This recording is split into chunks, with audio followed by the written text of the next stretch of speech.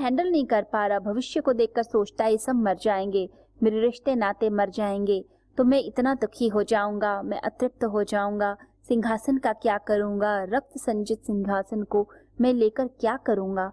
तो ऐसी बातें वो भगवान श्री कृष्ण से करता है। भगवान भी जानते हैं कि यह मोह में बातें करता है। भविष्य की छाया हमेशा मोह से ही उत्पन्न होती है। जब मोह आएगा तो हम भविष्य की बातें करेंगे, हम सोचेंगे हमारी ये चीज रुक जाए, ये चीज नष्ट ना हो जाए। श्री कृष्ण क्यों रोकना चाहते हैं अर्जुन को? श्री कृष्ण इसलिए रोकना चाहते हैं, श्री कृष्ण कहते हैं कि तू लड़ या ना लड़, लेकिन तू निष्काम कर्म कर, फल की इच्छा छोड़। अर्जुन के मन में बार बार आता है मैं ये युद्ध जीत जाऊंगा तो सिंहासन क्या करूंगा, अगर सिंहासन का क्या करूंगा, ऐसी बातें जो ये करता है। तो इसका मतलब है अर्जुन के माइंड में कहीं ना कहीं ये पक्का है कि उसने तो जीत ही जाना है, जबकि लड़ाई बराबर की लड़ाई है। फिर भी अर्जुन ये कहता है कि मैं युद्ध जीत जाऊंगा तो क्या करूंगा। ऐसा व्यक्ति जो अहंकारी होता है, जिसमें सूक्ष्म रूप से अहंकार है, जिसके अंदर मोह है, वो ये पक्का करके चलता है कि सब कुछ मेरा ही है, मैंने ही सब जगह छाना है। तो अर्जुन भगवान श्री कृष्ण से बार बार प्रार्थना करता है कि मुझे जाने दो, और श्री कृष्ण का बार बार जोर है तू निष्काम कर्म कर, इसी में तेरी गति है, इसी में तेरी मुक्ति है। भगवान श्री कृष्ण यहाँ पर 3 तरह के तप की बात करते हैं। भगवान कहते हैं एक तप होता है जिसे हम सात्विक तप कहते हैं, दूसरा तप होता है राजसिक तप, और तीसरा होता है तामसिक तप। राजसी जो तप होता है वो तप इसलिए किया जाता है कि मान प्रतिष्ठा मिले, सम्मान मिले। लोग बड़े बड़े इवेंट्स ऑर्गेनाइज करते हैं, बड़ी बड़ी चीजें होती हैं, और उसके अंदर क्या होता है, बड़े जुलूस निकाले जाते हैं, बड़े बड़े समारोह होते हैं। क्यों? मान सम्मान मिले। बहुत से लोग तो फंक्शंस इसलिए अटेंड करते हैं कि यहाँ मेरा सम्मान होगा, माला पहनाई जाएगी, अवार्ड मिलेगा। इन सब चीजों के पीछे भागते हैं। जो जुलूस में, बैंड बाजे में, इन सब चीजों में पड़ गया, वो समझिए राजसिक तप कर रहा है और अपना सत्व नष्ट कर रहा है। हम जब प्रदर्शन में आ गए, कोई राजनेता बनना चाहता है, कोई राष्ट्रपति बनना चाहता है, कोई प्रधानमंत्री बनना चाहता है, लोग सोचते हैं ये सब बन के हम पता नहीं क्या प्राप्त कर लेंगे। कुछ लोगों ने तालियां बजा देनी है कुछ देर के लिए, उसके बाद क्या? जब आप उतरेंगे अपने पद से तो लोग पूछेंगे भी नहीं, और फिर इतना कष्ट होता है। राजसिक व्यक्ति तप तो बहुत करता है, लेकिन उसका फल उसे इतना ज्यादा नहीं मिलता जितना सात्विक को मिल जाता है। राजसिक व्यक्ति चाहता है मेरा मान हो, प्रतिष्ठा हो, न्यूज़पेपर में मेरी फोटो छपे, इंटरनेट पे मैं दिखाई दूं, फेसबुक पे मैं दिखाई दूं, इसे रोज यूट्यूब पे नई नई वीडियो पोस्ट करता रहेगा, नया नया चेहरा बनाकर अपनी फोटो पोस्ट करेगा इंस्टाग्राम पे। क्यों? क्योंकि चाहता है मैं पॉपुलर हो जाऊं। ये राजसिकता है, पॉपुलैरिटी गेन करना, लोगों का अटेंशन लेना कि लोग मुझे देखें। ऐसी चीजें होती हैं, ये सब राजसिक तप के अंदर आती हैं। ऐसा व्यक्ति पाखंडी और दंभी होता है। पाखंडी और दंभी इस सेंस में कि वह वो काम करता है जिसे लोग अच्छा समझते हैं, वो उसमें श्रद्धा नहीं रखता, उसे कोई मतलब नहीं मंदिर जाने से, उसे कोई मतलब नहीं उपवास रखने से, व्रत रखने से, भगवान की पूजा से, लेकिन ये सब कार्य वो करेगा क्योंकि लोग पसंद करते हैं और मेरा मान प्रतिष्ठा बढ़ेगी। तो क्या करेगा? राम नाम की चदरिया ओढ़ लेगा और फिर कर्म तो चाहे कसाई के करेगा, लेकिन लोगों की नजरों में यह आएगा कि ये तो बहुत अच्छा व्यक्ति है, ये तो बड़ा सात्विक व्यक्ति है, और सात्विक वो बिल्कुल नहीं होता। यहाँ पर गीता कहती है कि ऐसे व्यक्ति के जो फल मिलते हैं उसे वो अस्थिर मिलते हैं और अनिश्चित मिलते हैं। तो यहाँ पर बोला गया कि अस्थिर और अनिश्चित, यानी स्थिर नहीं रहते और निश्चित भी नहीं है कि मिलेगा या नहीं मिलेगा। तो राजसी तप जो है वह व्यक्ति को कहीं नहीं लेके जाता। एक और तप है जिसे कहते हैं तामसी तप। तामसी तप जो है वो मूढ़ जन करते हैं, जो बड़े इगोइस्टिक हैं, मूढ़ हैं, मूर्ख हैं। एक ही मिस्टेक को जो बार बार करता जाए उसे मूढ़ कहा जाता है, यानी बार बार वही चीज कर रहा है, देख रहा है इसका कोई रिजल्ट नहीं, फिर भी करेगा। क्यों? अहंकार के कारण। ऐसे लोग कांटों की शैया पर लेट सकते हैं क्योंकि उन्हें लगता है कि इसे करने से लोग प्रसन्न होंगे। राजसी व्यक्ति को तो फिर भी थोड़ा बहुत फल मिलेगा, तामसी व्यक्ति को कोई फल नहीं मिलता, राजसी व्यक्ति के बराबर नहीं मिलता। तो मदारी की तरह कोई ना कोई प्रदर्शन करता रहता है, उल्टे सीधे कोई एक्ट करता रहता है, उससे उसे कुछ नहीं प्राप्त होता। तो मदारीगिरी करेगा, कुछ लोग खड़े हो जाएंगे, थोड़ी देर तालियां बजा देंगे, कुछ राहगीर रुक जाएंगे, देखकर चले जाएंगे। ये तामसिक वृत्ति है, तामसी तप कहा जाता है। ऐसा व्यक्ति जो होता है कभी अपने आप में खुश नहीं है, वो अपने आप को पीड़ा देने में बड़ा विश्वास रखता है, दूसरे को भी सताता है, स्वयं को भी सताता है, स्वयं को सताता है। कभी ऐसा व्यक्ति उपवास इतने रखेगा कि पूरा पूरा महीना उपवास में है, कष्ट दे रहा है अपने आप को। अपने को कष्ट देना उसे बहुत अच्छा लगता है। कांटों की शैया पर लेटेगा, जमीन पे लेटेगा, दिखाएगा लोगों को मैं कितना बड़ा सन्यासी हूँ, मैं तो जमीन पे सोता हूँ।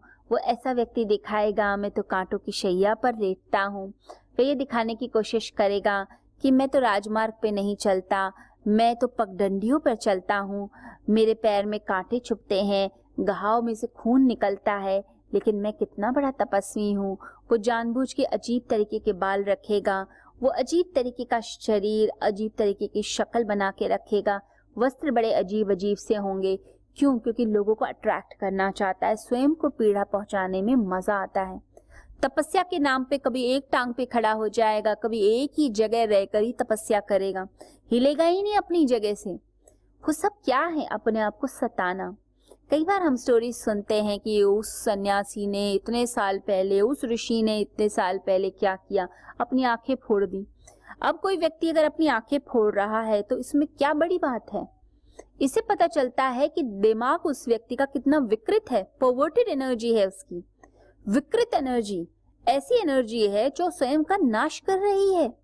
हमारे अंदर दो तरह की इच्छाएं होती हैं जो मेडिकल साइंस या साइकोलॉजी कहती है। वो कहती है एक होती है जीने की इच्छा, जिजीविषा, एक होती है मृत्यु की इच्छा, जिसे हम थैनाटोस कहते हैं। तो ये जो मृत्यु की इच्छा होती है, पीड़ा पहुंचाने की, आत्म पीड़न, इससे आत्मा का सौंदर्य नहीं अभिव्यक्त होता, इससे आपकी कुरूपता प्रकट होती है। अपनी आंखें फोड़ देना, अपने अंग काट देना, कान फोड़ देना, अपने पे अत्याचार करना। कहा जाता है ऐसे लोग जो स्वयं को पीड़ा देके खुशी पाते हैं वो मैसोचिस्टिक होते हैं। मैसोचिस्टिक हैबिट्स जो होती हैं जो स्वयं को ही दुख पहुंचाएंगी। ऐसे लोग नेल बाइटिंग करेंगे, ऐसे लोग अपने बालों को तोड़ेंगे, अपने आप को नोचेंगे, अपने आप को घाव देंगे, चोट देंगे। उन्हें बड़ा मजा आता है, उन्हें ऐसा लगता है ये दर्द नहीं है, ये तो मजा है। तो कोड़े मारेंगे अपने आप को। कोड़ा मारना ये अपने आप में कितनी बड़ी, देखा जाए तो पागलपन है, मैडनेस है, लेकिन वो व्यक्ति करता है। तामसिक व्यक्ति ये सब करते हैं, सात्विक व्यक्ति ऐसा नहीं करता। तामसिक व्यक्ति खूब उपवास रखेगा, परेशान करेगा स्वयं को। एसिडिटी हो गई, डॉक्टर के पास लेके जाना पड़ रहा है, गले में छाले भी हो गए, लेकिन फिर भी उपवास करना छोड़ेगा नहीं। कहेगा ये तो मुझे रखना ही है, एकादशी भी रखनी है, मुझे तो पूर्णिमा का व्रत भी रखना है, अभी मुझे ये व्रत रखना है, वो व्रत रखना है। इससे पता चलता है मन की विकृत अवस्था है, ये विकृत अवस्था मानी जाती है। उपवास मतलब परमात्मा के पास रहना, जो सात्विक व्यक्ति करता है। परमात्मा के पास आप ध्यान कर रहे हैं, ध्यान करते करते कभी ऐसा हो 4 घंटे आपने ध्यान कर लिया। आप सुबह के बैठे थे, खाना कुछ नहीं खाया था आपने, ब्रेकफास्ट भी नहीं किया था, आप बैठ गए पूजा करने, 4 घंटे आपके निकल गए। अब उन 4 आवर्स में आपने कुछ भी नहीं खाया, पानी भी नहीं पिया आपने, आप सुबह से जगे हुए थे। अब उस समय न भूख है न प्यास है, आप किसके पास हैं? परमात्मा के पास। इसे बोला जाता है उपवास। उपवास ये नहीं कि आप आज ये नहीं खा रहे, आज आप वो नहीं खा रहे, नहीं। उपवास मतलब मैं परमात्मा के पास हूँ। जब आप किसी नृत्य में होते हैं, संगीत में होते हैं, कहाँ पता चलता है खाने का? पता ही नहीं चलता। आप अपने नृत्य में, मधोशी में होते हैं और उसके बाद जाकर होश आता है। छोटे छोटे बच्चे खेलने जब जाते हैं, माता पिता पीछे पीछे भागते हैं कि कुछ खा तो लो, कितनी देर खेलोगे? बच्चा मग्न है अपने गेम में, दौड़ रहा है, भाग रहा है। क्रिकेट खेलने बच्चे चले जाते हैं, क्रिकेट खेलते खेलते इतना मजा आ रहा है शैतानी करने में कि खाना तो याद ही नहीं है। तो खाना कैसे याद रहेगा? मस्ती इतनी है, आनंद इतना है, इसे बोलते हैं सात्विकता। ये सात्विकता बहुत खुशियां देती है। परंतु कुछ लोग ऐसे होते हैं जो भूखे रहते हैं किसी पर्पस से, जैसे राजसी लोग, वो क्या करेंगे, अनशन कर लेते हैं, अनशन करेंगे और अनशन में बैठेंगे अपने राजनीतिक उद्देश्यों के लिए कि मैं और ऊंचा उठ जाऊं, मेरा इतना नाम हो जाए। तो ये अनशन जो किया जाता है ये एक तरीके का उपवास हो गया, भूखा रहना है, लेकिन उसका उद्देश्य है पद प्रतिष्ठा प्राप्त करना। तामसिक व्यक्ति तो अपने आप को पीड़ा देने में ही आनंद ले रहा है, परंतु सात्विक क्यों कर रहा है, क्योंकि परमात्मा के इतने निकट है, उतने टाइम खाना खाना ही भूल गया, उसका अपना उपवास हो गया। तो ये उपवास जरूरी होता है। साथ ही साथ ऐसे जो लोग होते हैं तामसिक लोग, वो दूसरों को भी पीड़ा पहुंचाते हैं।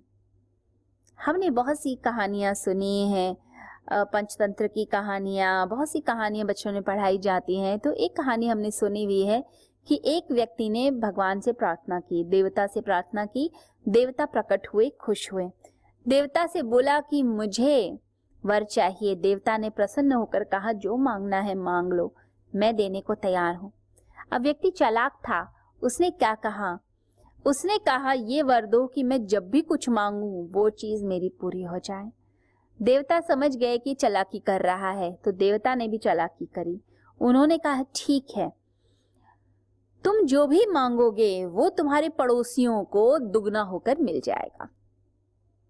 अब व्यक्ति सुनकर हैरान हो गया, देवता ने आशीर्वाद दिया और अंतर्ध्यान हो गए। अब व्यक्ति फंस गया, उसने सोचा ये क्या हो गया, मैं तो लोगों से आगे बढ़ना चाहता था, उनको जलाना चाहता था, लेकिन ये तो क्या आशीर्वाद मिल गया, जो मांगूंगा वो पड़ोसियों को भी मिल जाएगा। तो उसने क्या मांगा आप सोच सकते हैं, उसने कहा कि भगवान मेरी एक आंख अंधी कर दो। जैसे ये मांगा सारे पड़ोसियों की आंखें चली गईं, अंधे हो गए। फिर उसने मांगा कि मेरे आंगन में एक कुआं हो जाए, तो अब उनके आंगन में 2-2 कुएं हो गए। इसका क्या मतलब हुआ कि जब वो अंधे लोग अपने आंगन में चलेंगे, कभी ना कभी ठोकर खाकर कुएं में गिरेंगे, उन्हें कष्ट मिलेगा, पीड़ा मिलेगी, और उनके कष्ट से इस आदमी को बड़ी खुशी मिलेगी। तो तामसिक व्यक्ति अपना भी बुरा करने को तैयार है, दूसरे का बस होना चाहिए बुरा।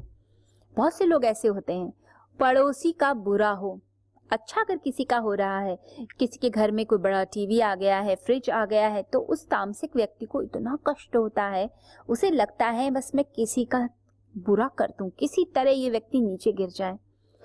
तो हम अपनी तरफ नहीं देखते। एक सात्विक व्यक्ति कभी भी ऐसे नहीं करता। एक सात्विक व्यक्ति स्वाध्याय करता है, वो अपने अंदर की वृत्तियों को देखता है, स्वयं को देखता है और स्वयं को करेक्ट करता है। स्वाध्याय का मतलब लोग लेते हैं कि पढ़ाई करना। स्वाध्याय का अर्थ पढ़ना नहीं होता है।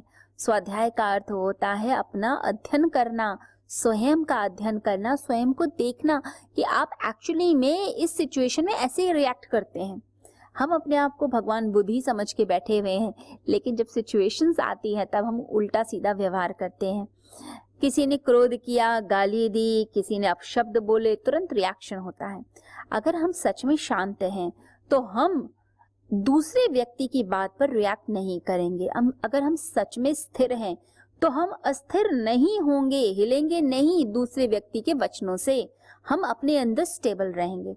उस स्टेबिलिटी को कायम रखने के लिए अपना अध्ययन करना, अपने आप को शांत रखना, आनंदित रखना, ये प्रयास मनुष्य का होना चाहिए। ऐसे ही होता है सात्विक तप। सात्विक तप के बारे में हमने पढ़ा है पिछले श्लोकों में, जिसमें हमें बताया है शरीर संबंधी तप, वांग्मय संबंधी तप और साथ ही साथ में मानसिक तप हमने सुने हैं। 3 तरह के तप पढ़े। अब इसमें 3 शर्तें भगवान श्री कृष्ण आगे बताते हैं। 3 शर्तें क्या हैं? 3 शर्तें में आता है निष्काम कर्म। निष्काम कर्म करना। दूसरा परम श्रद्धा, परम श्रद्धा से कर्म कीजिए। तीसरी चीज भगवान बोलते हैं निमित्त मात्र, अपने आप को निमित्त बना लीजिए। जो व्यक्ति निष्काम कर्म करता है वो परम श्रद्धा से युक्त होगा ही होगा और अपने आप को उपकरण बनाएगा ही बनाएगा। जो फलाकांक्षा से अभिभूत है, जिसे फलाकांक्षा की इच्छा है, फल की आकांक्षा, फल की इच्छा है जिस व्यक्ति को, उससे इतनी श्रद्धा नहीं होती। जैसे कोई व्यक्ति नया नया किसान बना, नया नया फार्मर बना है, अब उसने गेहूं के बीज डाल दिए, गेहूं वीट के बीज डाले, वो चाहता है गेहूं की फसल हो उसके अंदर। अब जो नया है वो व्यक्ति परेशान होगा कि पता नहीं फसल कैसी होगी, पता नहीं मेरा बीज ठीक भी है कि नहीं, भविष्य के बारे में सोचेगा। तो नया नया किसान जो होता है उसे चिंता रहती है, बार बार जाएगा, देखेगा अंकुरण हुआ कि नहीं, बार बार फसल के बारे में सोचता रहेगा, कभी पानी डालेगा, कभी फर्टिलाइजर डालेगा, बार बार चिंता करता है। लेकिन जो पारंगत है इस चीज के अंदर, उसे पता है कि मुझे ऐसे ऐसे करना है और निश्चिंत सोता है। हम छोटे से बच्चे को देखते हैं, वो क्या करता है, अगर हम उसे संतरे का बीज दे दें, वो संतरे का बीज जाकर बो देगा, फिर उसके बाद बार बार अपने माता पिता से पूछेगा कि अंकुरण हुआ कि नहीं हुआ। और माता पिता अगर कहेंगे बेटा वेट करो, अभी कुछ दिनों बाद हो जाएगा, दिखेगा पौधा, तो वो वेट नहीं कर पाता। इतनी उत्सुकता होती है उसके अंदर, इतनी ज्यादा क्यूरियोसिटी होती है कि वो छुप कर भी जाएगा और जहां पर वो बीज डाला है संतरे का, वहां पर जाके देखेगा कि हुआ है अंकुरण या नहीं। फिर मिट्टी हटाएगा और मिट्टी हटाकर देखेगा बीज है भी या नहीं, या कोई जानवर तो नहीं खा गया। तो ये बच्चों का भोलापन होता है, उत्सुकता होती है। लेकिन जो माली अच्छे से जानता है, जिसको बीज डालने आते हैं, जिसे पता है कि संतरों के पेड़ कैसे आएंगे, या आम का पेड़ कैसे लगता है, या अंगूर की फसल कैसे होती है, वो जानते हैं कि बार बार बीज को छेड़ना नहीं होता, वेट करनी पड़ती है, फल अपने आप आ जाता है। फल की आकांक्षा जब त्यागी जाती है तो सात्विक तप होता है, यानी फल तो मिलेगा ही मिलेगा। आपने बीज डाल दिया, कर्तव्य पूरा किया, ढंग से पूरा प्रोसीजर फॉलो किया, फल तो मिलना ही मिलना है। लेकिन जो फल की चिंता में ज्यादा रह जाते हैं, वो कर्तव्य कर्म पूरा नहीं करते। तो ज्ञानी जो होगा वह व्यक्ति श्रद्धा से युक्त है, यानी परमात्मा पर विश्वास रखता है कि फल तो आने ही आने हैं। अज्ञानी जो है वो बिल्कुल विश्वास नहीं रखता है, वो ये सोचता है पता नहीं आया है या नहीं आया, कैसे आएगा, भगवान पर निष्ठा ही नहीं है। एक बात याद रखिए, आप अगर ध्यान कर रहे हैं आपको शांति मिलेगी ही मिलेगी, ऐसा हो ही नहीं सकता कि आपको शांति ना मिले। लेकिन अगर आप शांति के पीछे ज्यादा भागेंगे तो शांति छूट जाएगी, न ध्यान लगेगा न शांति मिलेगी। दूसरी बात, आप प्रार्थना करते हैं तो प्रकाश का अनुभव होगा ही होगा, आपकी जिंदगी का अंधेरा जाएगा ही जाएगा, प्रकाश आएगा ही आएगा आपकी जिंदगी में। आप मोक्ष चाहते हैं तो ये याद रखिए, जीवन को सही ढंग से जीना सीखिए। अगर जीवन ठीक से नहीं जी रहे तो मोक्ष क्या मिलेगा? जिसे मोक्ष चाहिए वो जीवन अगर सही ढंग से जी ले तो परम मुक्ति तो अपने आप हो जाएगी। फल के बारे में ज्यादा ना सोचें। फल क्या है? फल का अर्थ क्या हुआ कि जो बीज है वही तो बाद में फल बनने वाला है। बीज जब गलेगा, अंकुरण होगा, ट्री बनेगा तो फल आ जाएगा। ऐसे ही हमारे जो कर्म होते हैं वो बीज रूप से होते हैं। हम कर्म को ठीक से करते जाएं, उसका अंकुरण हो, वो ट्री बने, फिर वो फल देता है। अगर हम ये सोचते हैं कि नहीं हमें तो तुरंत चाहिए, तो तुरंत कोई चीज नहीं होती इस संसार के अंदर। ये याद रखिए, मेहनत करने से सब कुछ मिलता है। अगर आपकी जिंदगी में फल अच्छे नहीं मिल रहे, इसका मतलब है आपने कर्तव्य ठीक से नहीं किया था।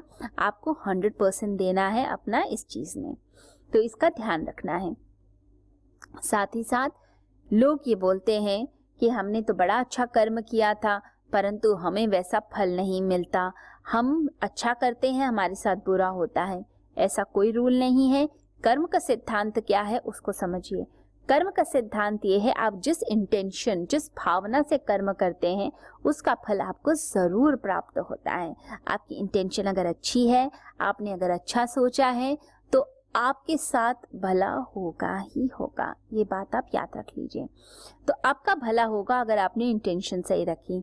यदि आपने दान भी इसलिए दिया कि गरीब को दान दूं जिससे हर बार मेरी बढ़ाई करे, हर बार नमस्कार करे, हर बार मेरी तारीफ करे, प्रशंसा करे, तो इंटेंशन गलत थी।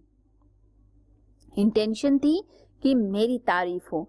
आपने किसी संस्था में दान दिया, आप कहीं गए, वहां पर जाकर आपने कुछ पैसे दे दिए, डोनेशन दे दी। क्यों? कि जब मैं उस संस्था में जाऊं मुझे फूल माला मिले, मेरा सत्कार हो, मुझे इज्जत से बैठाया जाए।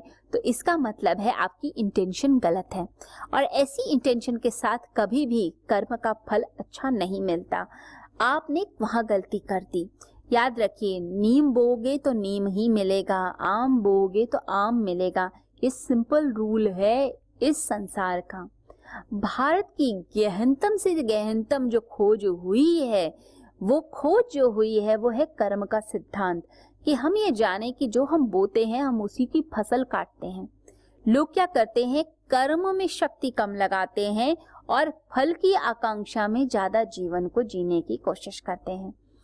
कर्म आपका ठीक हो, कर्म में, कृत्य में ऊर्जा लगाइए। फल में जब जरूरत से ज्यादा चिंता, ऊर्जा लग जाती है, तो जो कृत्य में लगनी है, जो कर्म में लगनी है, वो ऊर्जा ठीक से नहीं लग पाती।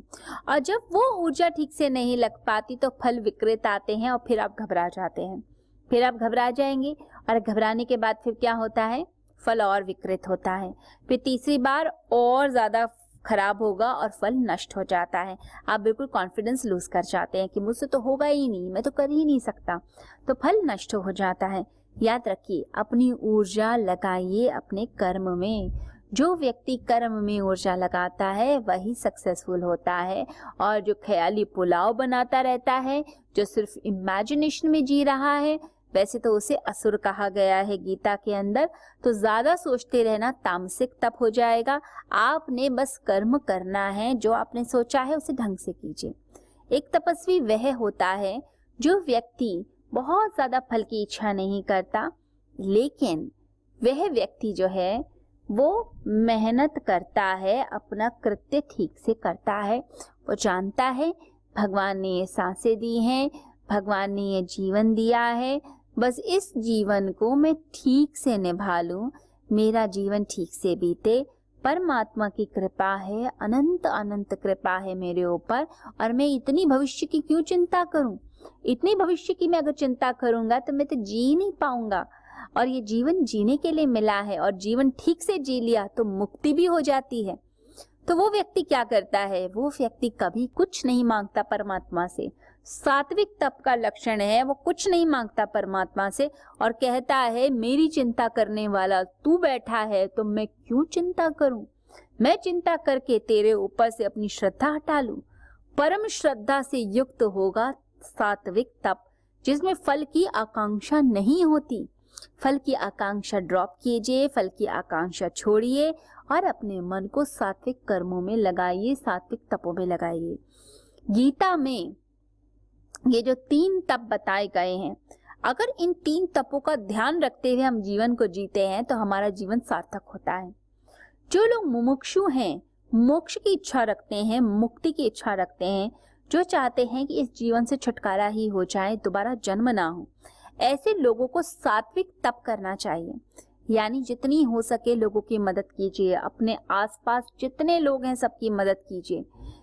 कोई ऐसा ना रहे जिसको आपने मदद ना की हो, और की हो किस लिए, सात्विक भावना से। इसलिए नहीं कि एप्रिसिएशन मिलेगा, एप्रिसिएशन के लिए नहीं, हम ये कर रहे हैं अपने पुण्यों के लिए, हम कर रहे हैं परमात्मा से कृपा प्राप्त करने के लिए, हम ये कर रहे हैं निष्काम भाव से, क्योंकि इसे करने में हमारा आनंद है। जब हम आनंद के साथ करते हैं तो वो कर्म हमारा निष्काम कर्म होता है। ये सत्व की वृद्धि करता है और गुणातीत अवस्था में हमें ले जाता है। गुणातीत अवस्था, स्थित प्रज्ञ की अवस्था, ज्ञानी की अवस्था तक मनुष्य पहुंच जाता है। बस वहीं हम पहुंच जाएं और परमात्मा की कृपा मिल जाए तो ये जीवन सार्थक हो जाता है।